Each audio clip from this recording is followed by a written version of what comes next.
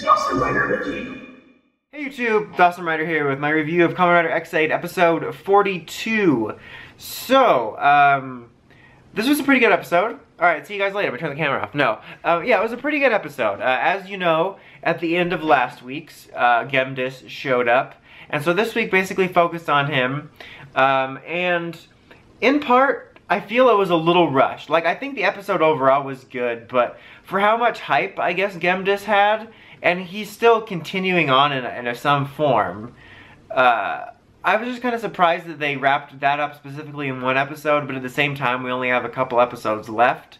So it makes sense, because this is a little chunk shorter than we usually get. But, like, if we had more episodes or whatever, I think I would have liked to have one episode where basically is the episode that Gamedeus is, like, putting their backs to the wall, you know, where they're having a hard time beating him.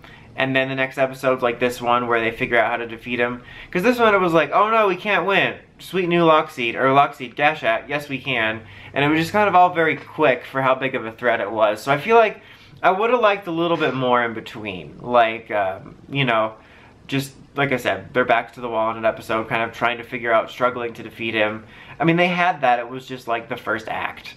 So, I don't know, it's for how big the threat is. Like, if it was just a Monster of the Week, it wouldn't make sense. Or make sense, it wouldn't bother me. But yeah, because primarily what Em and Palad were doing this episode was just kind of fighting him on and off with his strength level and whatnot. But I'd say the meat of the episode actually came from Dan and Kiriya, who were simultaneously sort of solving the Gemdeus problem, and sort of, this was like the resolution of their conflict and of that arc, I guess, of him having killed him, which I actually thought was really well done. Like, Laser had all of a sudden, like, turned on Dan and brought him to this fighting world, he brought him to a level to fight, you know, and my first thought was, like, well, this is neat, it makes sense, because he did kill Laser, so, like, I wasn't sure whether I was expecting a confrontation yet, because it's been kind of skated around, I guess you could say, because, like, there's more pressing matters, basically, and I thought that was kind of neat that they were all working together and there wasn't a whole lot of drama flaring up over past grievances, which isn't something very many characters in Toku often do. So I appreciated that, but I assumed that it was going to come to some sort of head, or had hoped, and I wasn't sure if it would be a fight or, like, an argument of some sort. And, like, when this first started, like, the fight, I was like, well, like I said, this is neat, but this really isn't the time for this. And it kind of bothered me a little bit, because I'm like, they've done such a good job so far of setting aside this. And it's not like a small grievance, like Dan ate Kiriya's yogurt. I mean, he killed him. So it's impressive that they were able to set it aside for even this long, in a way. But still, it just struck me as odd, like, oh, okay, you've been able to set it aside this whole time, and now that possibly the biggest, or one of the biggest fights of this is happening, you're deciding to do this now. But then all of a sudden, Kiriya was like, well, actually, I'm using this to infect you with the Gemdeus virus so we can figure out a vaccine. And I'm like, oh, okay, that's actually smart. And I thought it was neat, because it was a really cool, like, cathartic way to have this representation of their conflict and their history in this continuous battle, but actually putting it to good use, especially since Dan has that resurging life bit. And so they both got infected, and when it looked like, I thought that, I wasn't sure what was going to happen, actually. I was like, well, is Dan going to die? And that's going to be kind of his story end, as he died, but he went out doing something, like his death had a purpose. But then he ended up beating it, and he infected Kiriya. I was like, oh no, is he going to kill Kiriya again?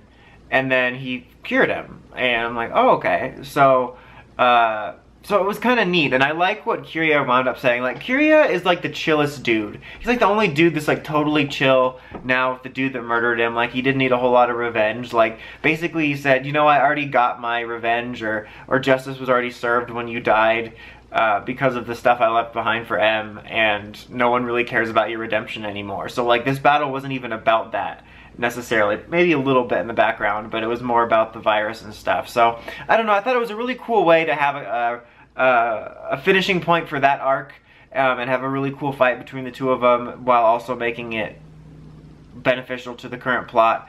and also for their characters to both be helping with this.